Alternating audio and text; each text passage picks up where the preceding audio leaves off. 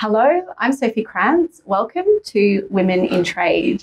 We have a Valentine's Day special, and with us today we have Molly Harris Olson, the CEO of Fairtrade Australia and New Zealand. We have Paul Pavlou, the Managing Director of Mr Fresh Wholesale Flowers, and we have Meg Jones, expert in trade and sustainable development goals. Hello, Molly and Paul. Welcome. Hi, Sophie. Nice to see you. Thank you. Molly, what is certified fair trade and why is it important to consumers? Look, it's extremely important for the whole world and consumers, of course, but also producers, because what we have in the world today is a global trading system where there are $150 billion a year in profits for slavery in supply chains. So when we think about producers and we think about the most vulnerable in these supply chains, it's people like the women growing flowers in our flower farms all around the world. And so what Fairtrade enables us to do is have a trading system that is underpinned by and globally scaled to support inclusive growth. And it enables farmers to get a fair go, and it enables workers to have more rights at work and more opportunities for growth. It's a unique system that enables the world to really be more sustainable in many, many ways for business, consumers, and especially for the most vulnerable in those supply chains where there's producers and workers. My name is Agnes Chepchumba Chebi. I am a mother and I'm married. I work with Karen Roses Limited for about 20 years. I work as a supervisor in charge of 4 greenhouses. I am leading a team of about 30. Since we were certified by the Fairtrade, things really changed a lot. I'm the chairperson of the gender committee. The workers are very free to come to us raising any issue about gender. So there is no discrimination. The women have come to realize that they are empowered and they are equal to men. They can do anything which men can do. If you care for gender equality, then choose Fairtrade. And Paul, can you tell us, with your background in the flower business, what's the normal story when we see flowers in a store and we buy them? What goes behind that? Sure. It's quite interesting. A lot of people don't realise, but just like most products and commodities that we engage in, flowers is very much a global contribution to that trading situation. And when we are asked that question and explain that 40% of the world's roses are grown in places like Kenya and Colombia and Ecuador, it really surprises people to the extent of how much is grown in these regions. So it's an education thing. By all means, we do try and support local when it's in season, but because of our climate, certain times of the year, things go dormant. Roses is a big one, and we rely on our partners, mainly in Kenya and Colombia, Ecuador, and now in Ethiopia, because they're in the ideal growing conditions, close to the equator and high altitude, which is another thing that we don't have, that long daylight to produce those beautiful, gorgeous, amazing blooms. Yeah, sure. And it is Valentine's Day, the largest, one of the largest days of the year for buying flowers. And this year in Australia, we will have certified Fairtrade roses. Molly, tell us about that, please. Look, it's extremely exciting for Fairtrade because the flower industry worldwide is something around $100 billion in traded activity. And Fairtrade sells around 500 million in Fairtrade flowers around the world. In Australia, this is the first time we have had Fairtrade certified flowers, and we're so excited that Mr. Fresh and his company have become the first certified flower seller in Australia. So we're very, very excited to be able to launch this for Valentine's Day. It's also a particularly important time because having just gone through the worst year of COVID and now still sitting in a very strange COVID world, the vulnerabilities for these farmers is extraordinary. You can imagine with every wedding and funeral and event canceled, flower sales in Ethiopia in particular, which is a highly, highly vulnerable country. You may have heard on the news, there's a lot of difficult things going on there, even as we speak. And in that country, they lost 90% of their sales, just boom, everything just shut down. And slowly they kind of squeaked back up to around 70%. But, you know, when a global situation like that hits and the farmers just don't have anywhere to sell their stems, it's very, very much more impactful there than anywhere else in the world. Now, in our case, fair trade farmers all over the world in 75 countries have a premium, and it's a fund that they have.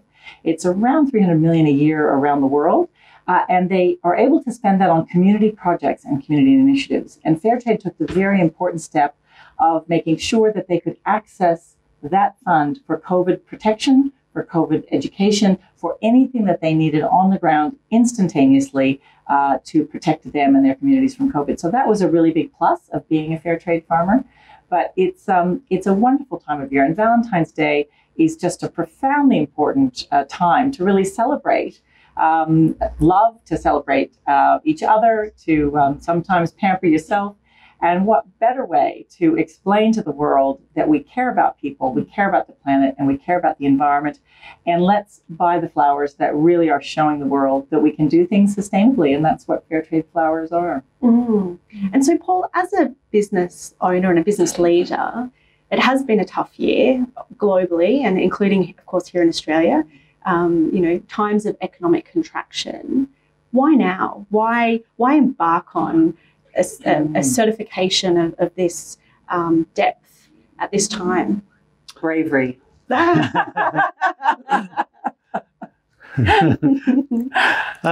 actually started the journey way before COVID.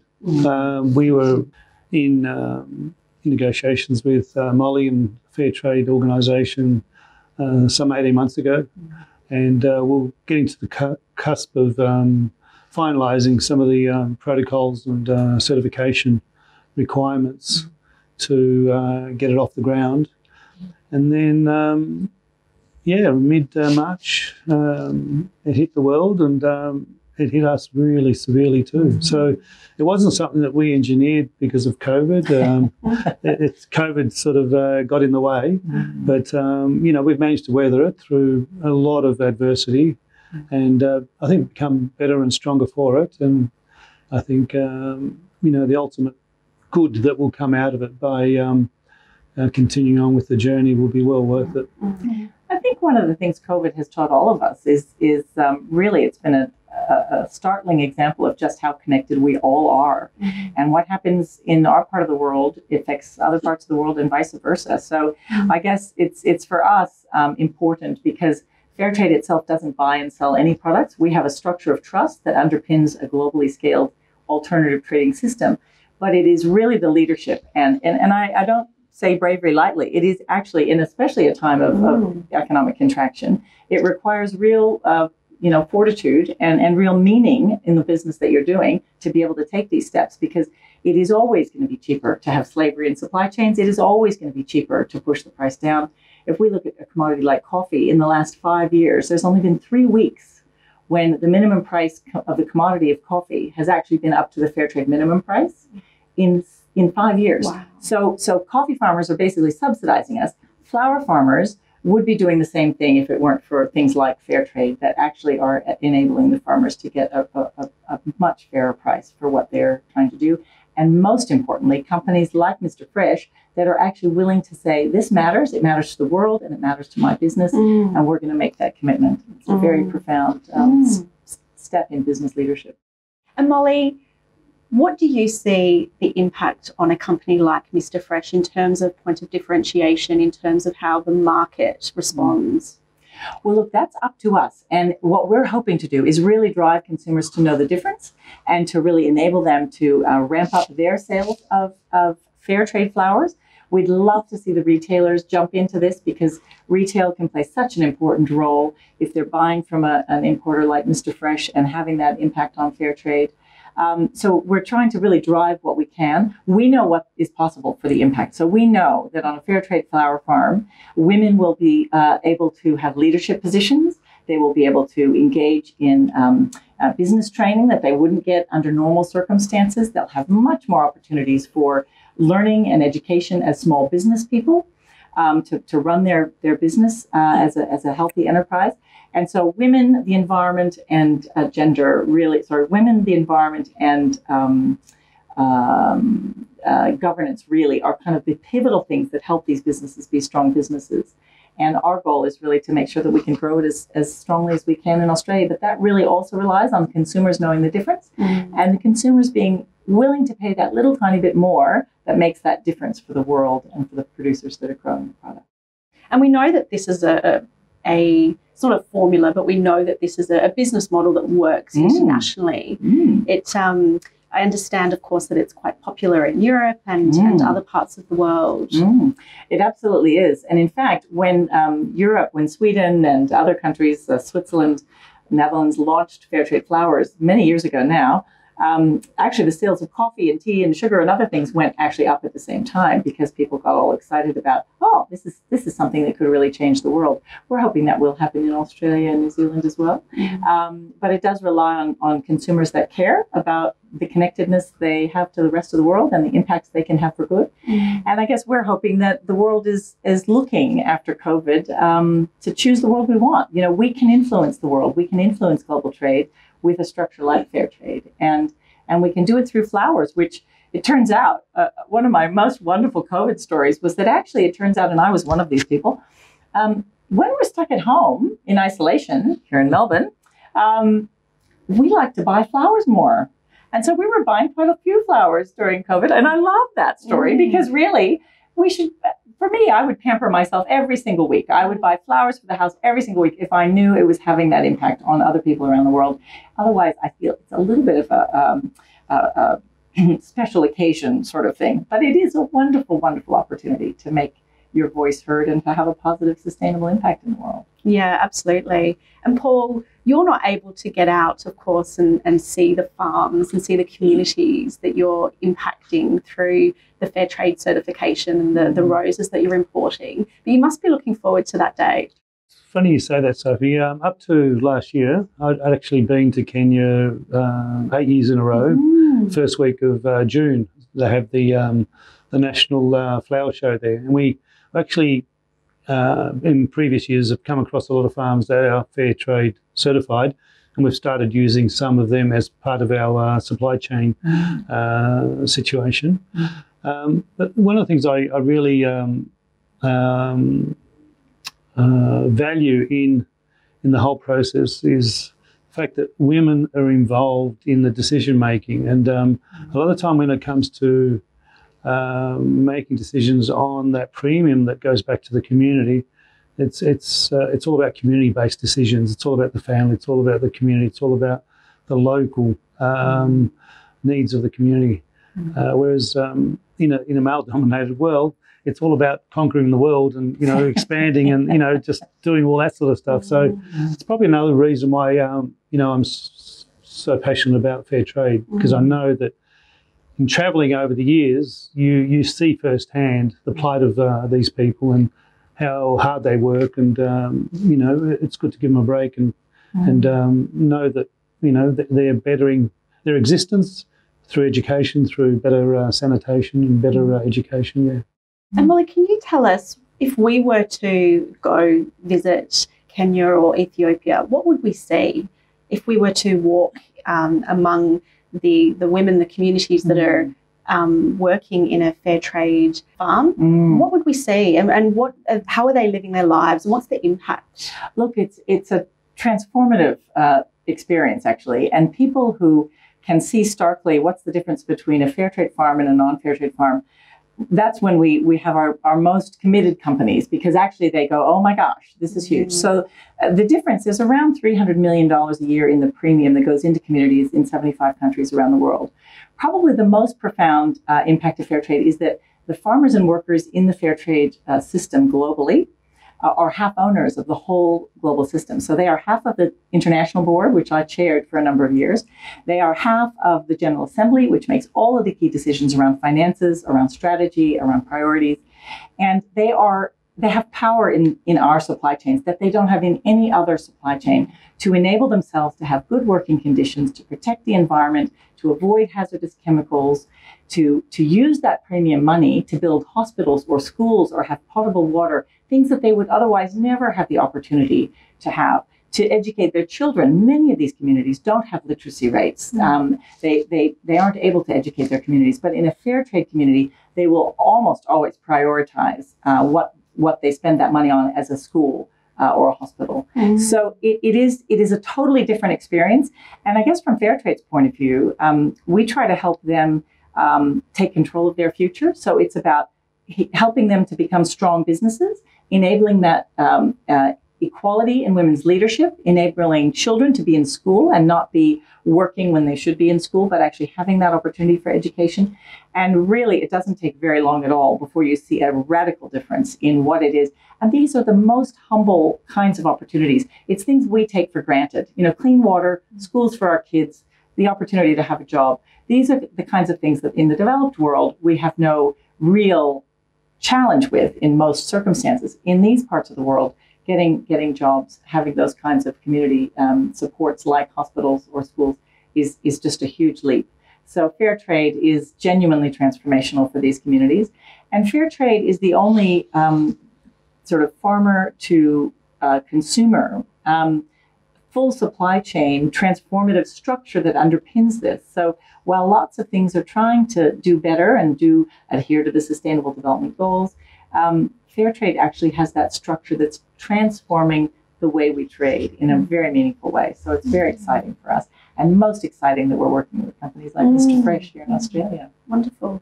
And to both of you, what do you feel compelled to say to business leaders, consumers, to get on board with the Fairtrade program? Look, it's a great opportunity to participate in creating a better solution going forward, both in a sustainable outcome and just creating a world for our next generation that is going to be worth moving into. I mean, it's easy to make a quick dollar and take a lot of shortcuts, but sometimes we've got to think about, the next 2 or 3 generations and what they've got to endure through our decision making. So, I think you've got to have a social conscience and work through that, and the opportunity is there to be part of it. So, the more people can get on board, the greater the outcome's going to be. That's wonderful, Paul. I agree with that completely. In the world today, we have a choice. We can either be part of the problem that doesn't understand why we have plastic in the ocean and why all these problems of climate change are going, or we can be part of the solution. And Fairtrade is a wonderful vehicle to enable us to all participate, whether we're a business or a trader or a producer. It enables us to participate in the solution, and it's a very exciting opportunity to do that. So it's a real pleasure to be here today and to be here supporting this wonderful licensee, Mr. Fresh. Yeah, wonderful. Thanks, Molly. Thank you. Thank you so much for coming and sharing with us the story. And we're delighted that this is being launched in Australia. And what a way this year to show the one you love, indeed, how you feel through flowers, but also to indeed have an impact on the other side of the world. And we look forward to a day when there's lots more things we can purchase on supermarket shelves and the like. So well done, and thank you again. Thank you, Sophie. It's wonderful to be here. Thanks, Sophie. Thanks for letting us tell our story. Indeed. And if you want to buy Fairtrade flowers, are available through Market Blooms. If there's any people in the industry out there, by all means, you can contact us at Mr. Fresh. Happy to support you. Wonderful, great. And I do know that in addition to Market Blooms, with a fantastic online presence to find out information on the roses, Fairtrade Australia and New Zealand website also has a wealth of information to both consumers and business leaders who are looking to make their supply chains more sustainable in 2021. So thanks again. And when we come back, we will be joined by Meg Jones. Think about the clothes you're wearing, the food you're eating, or even the furniture in your home. There is a story and history associated with every product you've ever bought. Unfortunately, sometimes the workers who make your products are subjected to terrible working conditions, are not treated fairly, or the manufacturing process is harmful to the environment. There are many forms of modern slavery and damaging production methods, but it's up to us, industry leaders and the consumers themselves, to take a stand so that we can contribute to a healthier planet and to changing the lives of everyone involved across the global supply chains for the better. Ethical Trade Alliance enables buyers to make informed choices on all of the products they purchase. Welcome back. Now joining us, we have Meg Jones, expert on trade and SDGs. Meg, welcome. Thanks for joining us. Thank you very much, Sophie, and a very good afternoon to your viewers as well. Meg, an expert on trade and SDGs. Tell us about yourself. What's your background? I have a degree in economics and a master's in international relations. I actually studied the politics of Islamic banking for my thesis in my master's degree. Then I went on to work in the financial markets, and following that I spent 20 years in human rights and trade. I was 15 years in Geneva with the United Nations in the Office of the High Commissioner for Human Rights, and then another 10 years after that in trade, principally at the International Trade Centre, followed by a stint in New York, a couple of years in New York as the Chief of Economic Empowerment for UN Women, and I now consult in Australia and around the world on trade and SDGs. Tell us, what are the SDGs? Right. Well, this is the thing. I'm so thrilled to be here, Sophie, because really the SDGs are so important for your viewers to understand. Trade has been at the heart of the SDGs for centuries. When you think about it, they're summed up, these 17 goals which constitute the Sustainable Development Goals are referred to as, boiled down to, people, planet, and prosperity. And if I were to think about how you describe an average trader, I'd be thinking, well, they're a person who engages in the trades of goods and services around the globe, or in some part of the globe, for the purpose of prosperity, be that of their family, their community, or their country, or their region, or indeed the globe. And that's where we're looking at with the Sustainable Development Goals. So, Sophie, there are 17 goals. If we can put up that visual, I'll just talk your viewers through it. I'm not going to read out all of the goals. They're on the screen there.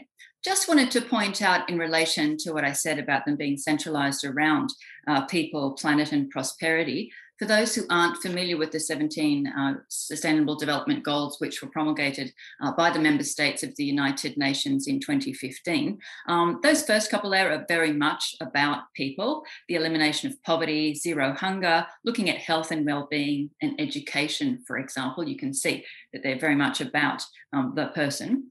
And then when we're thinking about the planet, if we go down to looking at goals 13, 14, 15, we're looking at climate change there, climate action, life below the water, life on land. And of course, our prosperity goals are around the 8, 9, 10 mark, 11. We're looking at decent work and economic growth, industry, innovation and infrastructure, and sustainable cities and communities. So like that, we've got people, planet and prosperity, central to trade, of course. And then just like to draw your attention, I'm going to come back to this at the end to talk you through the centrality also of goals 16 and 17. 16 is about peace, and 17 is about partnerships for development. Thanks for that, Meg. It sounds like there's quite a lot to it. And I understand that there's a lot of organisations around the world, in the international development world, in corporates. There are people like you that live and breathe these SDGs. Why do they matter now? Sophie, they matter now more than ever because there is no planet B. And this is why we've seen the transition from the Millennium Development Goals to the Sustainable Development Goals as being a holistic agenda that we can all need to adhere to. Previously, the development goals were about governments. They were goals which the governments committed to achieving, and then the governments then reported on. That was 2015. In 2015, or by 2015, the realisation was there in the public sector, but also in the private sector as well, that trade as we knew it, as production and consumption as we knew it, was not sustainable, and hence the shift from the development goals, there were only 8 now, to the 17 Sustainable Development Goals. Now, there's some good news in here. I mean, the bad news is there's no planet B. The good news is that there are consumers now. There's rising consumer consciousness about the need for sustainable development. And of course, on the cash side, if you want to put it bluntly, if we're looking at impact investment, that whole market of assets under management has grown from $508 billion US last year to $712 billion in 2020. So 1920. So, there's a market there, and they're really looking at the environmental, social, and governance indicators, which align very well with the Sustainable Development Goals. But I'd like to take a little bit more of a holistic perspective here, because many of your people have been involved in trade. Many of your viewers have been involved in trade for generations. And I think that's important to acknowledge here, that those, what I found when I've worked for 20, 30 years in trade has been almost a ubiquitous pioneering spirit amongst traders. And you would have been you were interviewing Paul Pavlou from Mr. Fresh and Molly Harris Olson, who's the CEO of Fairtrade just now, and they were talking about global trade and bringing their perspective to that.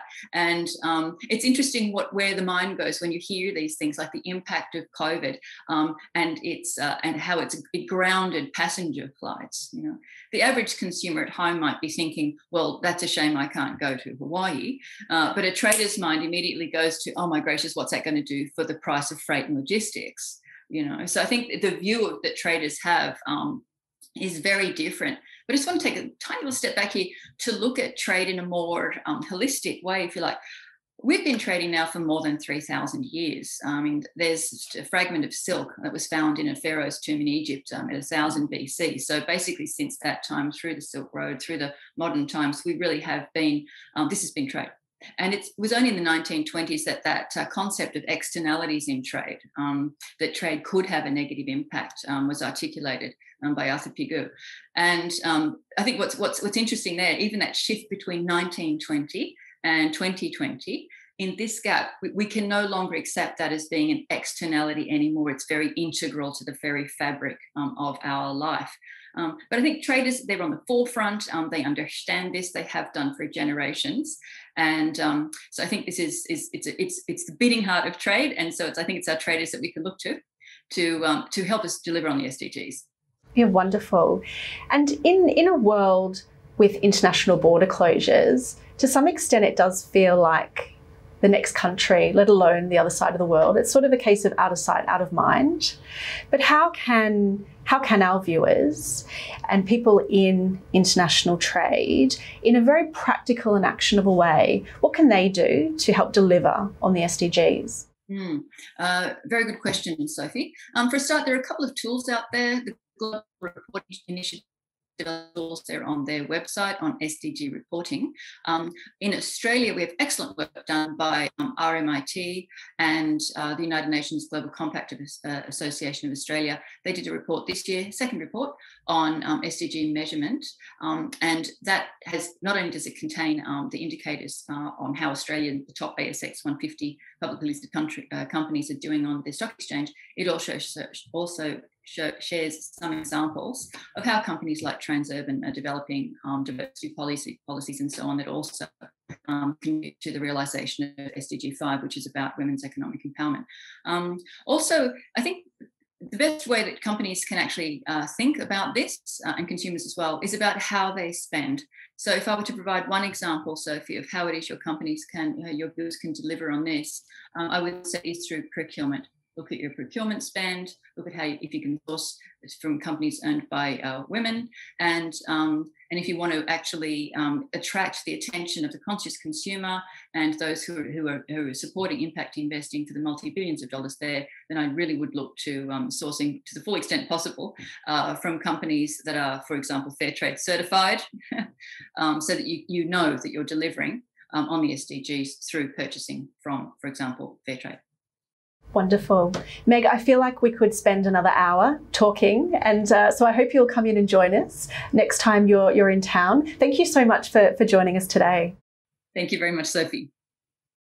And thank you for joining this special Valentine's Day edition of Women in Trade. We look forward to seeing you again soon. Think about the clothes you're wearing, the food you're eating, or even the furniture in your home.